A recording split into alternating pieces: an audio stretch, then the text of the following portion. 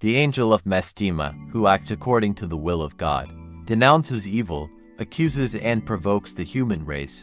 This angel does not believe in the righteousness of people, considering everyone a potential sinner.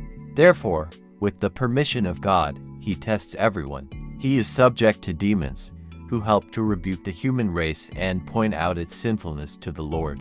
In the Daemon Testament passage, as well as in the Qumran manuscripts, Mastema is called the angel of calamity. He is the father of all evils as well as the flatterer of God. The prophet Hosea used the term Mastema in his book, which means hostility, dislike, hatred, and is derived from the Hebrew noun Mastim, one who opposes. More light was shed on the identity of Mastema by the Book of Jubilees. The Old Testament book calls Mastema evil prince of demons, which were born from the giants descendants of the daughters of the lineage of Cain and the sons of God. On some assumptions, Mastema is identified with Velial, or these two angels were heroes of the same events which have been described in various sources of antiquity.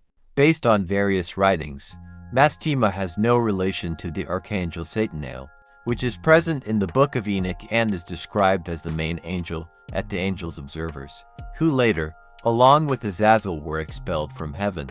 The actions of the angel Mastema are completely under the control of God.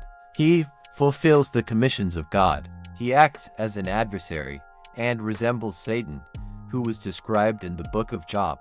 That one was not only the accuser of sinners, but also took pleasure in provoking people to do unrighteous deeds. The angel believed that any man was a sinner. He was, however, quite unlike that adversary of the Lord who appears later. The Book of Jubilees describes the moment when, after the biblical flood, Mastema asks the Lord not to send all evil beings into confinement, but to leave some under his dominion, to mislead people and identify sinners. For the evil that the sons of men exude is great. It should be understood that evil beings meant both fallen angels and their descendants. People perceived them as gods and worshipped them.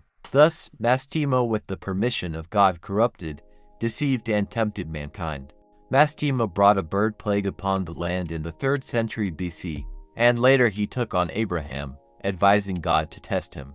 The teachings of the Midrashim say that when Abraham decided to sacrifice his child to God, Samael intervened and restrained Abraham's hand, thus preventing him from doing what he had planned. Tested Mastema and Job, trying to prove his sinfulness. There are no descriptions of the image of this angel.